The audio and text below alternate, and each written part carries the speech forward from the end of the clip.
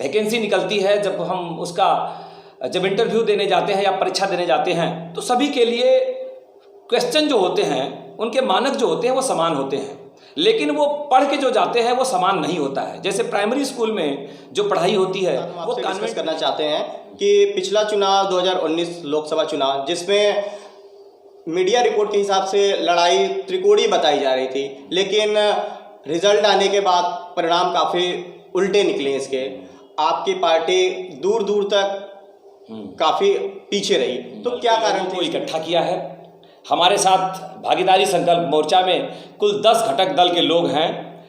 जो लोग अभी तक वोट करते आए हैं, अपनी भागीदारी वोट तो करके उन्होंने किया, लेकिन उनके हक अधिकार नहीं मिले, तो जिनको हक अधिकार नहीं मिले उन सभी लोगों को इकट्ठा किया जा रहा है। नमस्कार, मैं धीरज श्रीवास्तव स्वागत करता हूं आपका चंदौली टाइम्स में। दर्शकों, जैसा कि आप जानते हैं कि जिला पंचायत चुनाव काफ़ी करीब है, जिसको लेकर के क्षेत्रीय पार्टियां, राजनीतिक पार्टियां जोरों शोरों से तैयारी कर रही हैं। चुनाव के इसी मुद्दे पे बात करने के लिए हमारे साथ मौजूद है जन अधिकार पार्टी के जिलाध्यक्ष डॉक्टर सुनील मौर्य जी। डॉक्टर साहब, आपका स्टूडियो में हमारा बहुत बहुत स्वागत। आपका बहुत बहुत धन्यवाद, आपने मुझे स्टूडियो में अपने बुलाया इसके लिए। डॉक्टर साहब, ये चुनाव आप किस तरीके से देख रहे हैं और पार्टी में किस किस तरीके की तैयारियां चल रही हैं? यह चुनाव हम लोगों के लिए सेमीफाइनल है, क्योंकि हमें 2022 का फाइनल विधानसभा में ज़्यादा से ज़्यादा सीटें जीत करके माननीय बाबू सिंह कुशवाहा जी को मुख्यमंत्री बनाना है।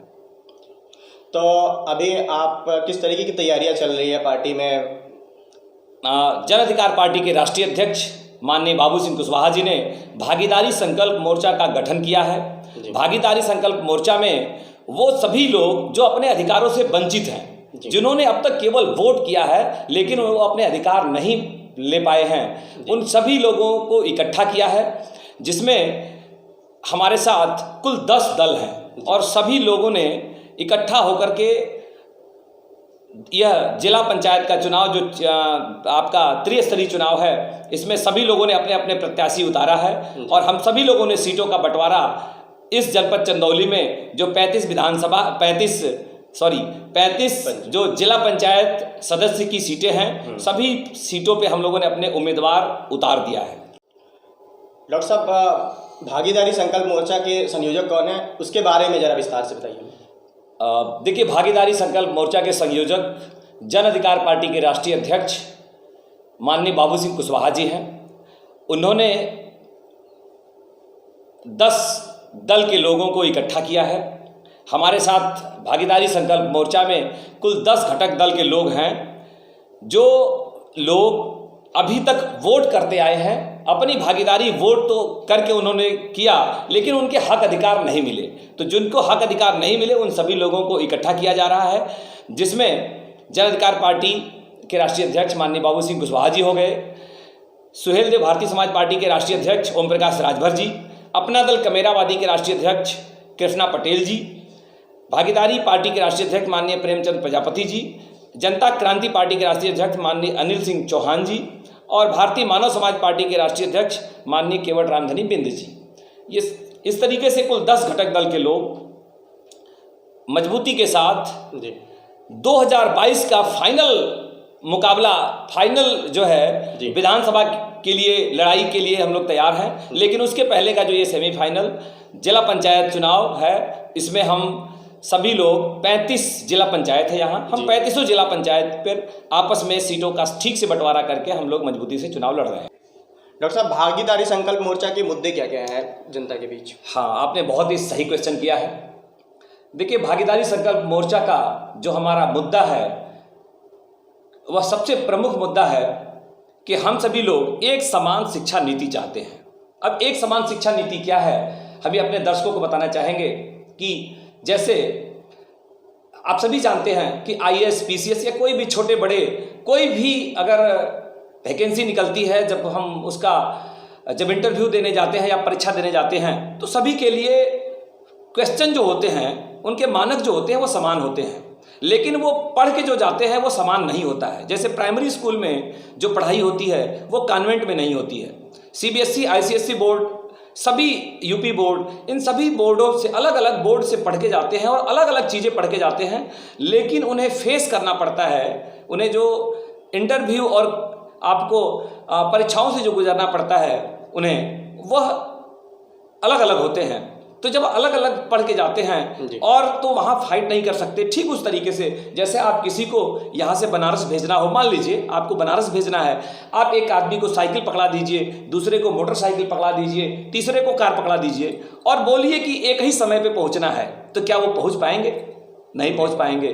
तो उसी तरीके से अगर हम चाहते हैं कि शिक्षा नीति समान हो, हाँ मानते हैं कि जो अमीर हैं उनके बच्चे जो है एसी में बैठ के पढ़ लें, अच्छे जगह पे पढ़ लें, वातावरण अच्छा हो, माहौल अच्छा हो, लेकिन पढ़ाई जो पढ़ाई जाए वो सबको एक समान शिक्षा दी जाए। हमारी जन अधिकार पार्टी के राष्ट्रीय अध्यक्ष माननीय बाबू सिंह कुशवाहा जी और बाकी सभी घटक दल के लोगों ने जो भागीदारी संकल्प मोर्चा बनाया है, ये हमारा सबसे प्रमुख मुद्दा है। दूसरा जो है हमारा मुद्दा है वो कृषि को उद्योग का दर्जा दिया जाए। आप सभी जानते हैं इस देश को कृषि प्रधान देश कहा जाता है, लेकिन कृषि प्रधान देश होने के बावजूद भी यहाँ के किसान आज लाखों की संख्या में जानते हैं कि दिल्ली में बैठे हुए हैं और वो मांग रहे हैं, वह उनकी कुछ प्रमुख मांगे हैं। अभी जो सरकार नई कृषि नीति लेकर के आई है वो कहते हैं कि यह हमारे खिलाफ में है। मतलब वह किसान जिसके हक के लिए, जिसके अधिकार के लिए जो उनको जबरदस्ती जो नई कृषि नीति दी गई है वो कह रहे हैं कि यह मेरे लिए ठीक नहीं है, मेरे लिए हितकर नहीं है, मेरी भलाई में नहीं है, लेकिन सरकार जबरदस्ती थोप रही है, सरकार जबरदस्ती उनको दे रही है और लाखों किसान जैसा कि आप जानते हैं कि वहाँ धरने पे बैठे हैं, लेकिन फिर भी सरकार सुन नहीं रही है। तो यह हमारा सबसे प्रमुख मुद्दा है कि किसान को, कृषि को उद्योग का दर्जा दे दिया जाए और किसान को मूल्य निर्धारण, उसका फसल का जो मूल्य निर्धारण, क्योंकि उद्योगपति जो होता है अपने प्रोडक्शन का मूल्य निर्धारण करता है, तो किसान को भी इस मूल्य निर्धारण की आज़ादी हो, किसान अपनी लागत का सही मूल्य ले सके। ये हमारे प्रमुख मुद्दे हैं और बाकी जो जिसकी जितनी संख्या भारी उसकी उतनी हिस्सेदारी, हम चाहते हैं कि सबको उसका हक अधिकार मिले। डॉक्टर साहब, अभी ये सब बात हुई आपकी रणनीति की तैयारियों की, अभी पंचायत चुनाव को जिस तरीके से आप सेमीफाइनल के तौर पे देख रहे हैं और आने वाले अगले वर्ष में विधानसभा चुनाव को आप फाइनल के तौर पे देख रहे हैं, तो हम एक आंकड़ों के साथ हम आपसे डिस्कस करना चाहते हैं कि पिछला चुनाव 2019 लोकसभा चुनाव, जिसमें मीडिया रिपोर्ट के हिसाब से लड़ाई त्रिकोणीय बताई जा रही थी, लेकिन रिजल्ट आने के बाद परिणाम काफ़ी उल्टे निकले इसके। आपकी पार्टी दूर दूर तक काफ़ी पीछे रही, तो क्या कारण थे इसकी विफलताओं के? देखिए, आपने सही क्वेश्चन किया है। ये बातें हम लोग भी जाते हैं तो कभी कभी सुनने को मिलती हैं कि जो उम्मीद किया जा रहा था उतना वोट हम नहीं ले पाए। उसमें प्रत्याशी हमारे जन अधिकार पार्टी के राष्ट्रीय अध्यक्ष माननीय बाबू सिंह कुशवाहा जी की पत्नी माननीय शिवकन्या कुशवाहा जी रही। और चूँकि हम सभी जानते हैं कि हमारी पार्टी का गठन अभी ज़्यादा दिन का नहीं था, हम लोगों का संगठन उस टाइम तक बड़ा अच्छा नहीं था। एक संगठन हमारा जो था वह अनुभव उस समय हमें ज़्यादा नहीं था। हमारे जनपद चंदौली के जो भी कार्यकर्ता रहे, थोड़ा सा उसमें अनुभव हम लोग अभी सीख रहे थे। उसी दौरान हम लोगों ने मेहनत किया, पूरी मेहनत किया, पूरी ताकत लगाया। माहौल तो बहुत ही अच्छा खड़ा हुआ था, लेकिन हम मानते हैं इस चीज़ को कि हम वोट में कन्वर्ट नहीं करा पाए।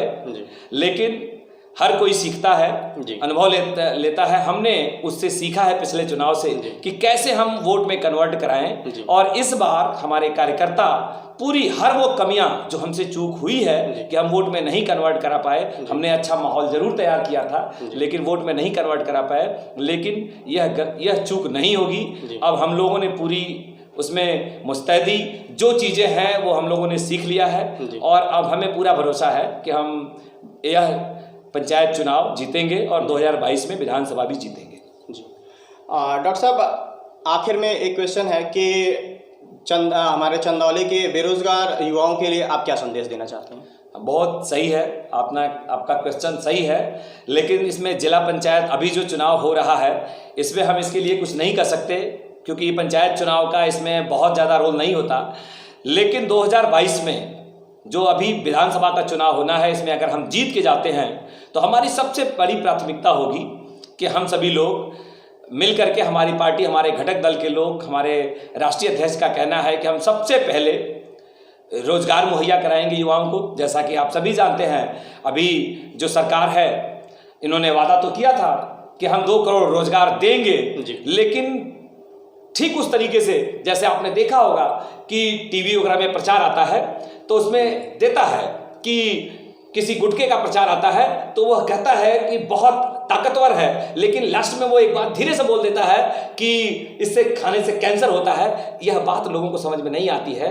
तो सरकार ने बहुत मजबूती के साथ ये बात कहा था। जो लोग उस समय चुनाव आज जो जीत के आए हैं, सबका साथ सबका विकास के नारे पे जो जीत के आए, युवाओं को के बारे में उन्होंने कहा था कि हम 2 करोड़ रोजगार देंगे, लेकिन उन्होंने पता नहीं, मुझे तो ऐसा लगता है कि वो लोग धीरे से, मेन तो ये है कि उन्होंने कहा था कि हम हर साल 2 करोड़ रोजगार लेंगे। लगता है ऐसा कि उन्होंने, क्योंकि उन्होंने इसी काम को किया है, उन्होंने 2 करोड़ 3 करोड़ हर साल रोजगार लिया है, न कि युवाओं को रोजगार दिया है। लेकिन हमारी सरकार बनती है तो हम युवाओं को रोजगार देंगे।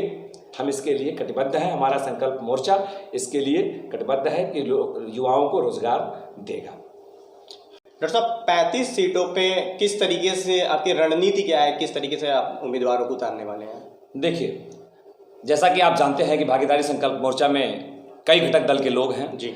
इस जनपद में, हमारे चंदौली जनपद में जो हमारे घटक दल के जिलाध्यक्ष हैं, जैसे सुहेल देव भारतीय समाज पार्टी के जिलाध्यक्ष जयहिंद राजभर जी, अपना दल कमेरावादी के जिलाध्यक्ष भाई गुरपूरन पटेल जी, भागीदारी पार्टी जो हमारे जिसके राष्ट्रीय अध्यक्ष माननीय प्रेमचंद प्रजापति जी हैं, उस पार्टी के जिलाध्यक्ष शोभनाथ प्रजापति जी, और भारतीय मानव समाज पार्टी जिसके राष्ट्रीय अध्यक्ष माननीय केवट रामधनी बिंद जी हैं, उस पार्टी के जिलाध्यक्ष भानु बिंद जी। हम सभी लोगों ने बैठ करके आपस में सीटों का बंटवारा कर लिया है। जल्द ही आपको पता चल जाएगा। हम लोग बहुत ही मजबूत रणनीति तैयार कर चुके हैं। हम लोगों ने सीटों का बंटवारा कुछ इस तरीके से किया है कि जिला पंचायत में हम अधिक से अधिक सीटें निकाल लेंगे। डॉक्टर साहब, हमारे स्टूडियो में आने के लिए आपका बहुत बहुत धन्यवाद। आपने मुझे अपने स्टूडियो में बुलाया, इसके लिए आपको बहुत बहुत धन्यवाद। तो ये थे चंदौली जन अधिकार पार्टी के जिलाध्यक्ष डॉक्टर सुनील मौर्य जी। अगली बार अगले अंक में हम मिलेंगे एक नई राजनीतिक शख्सियत। तब तक के लिए नमस्कार।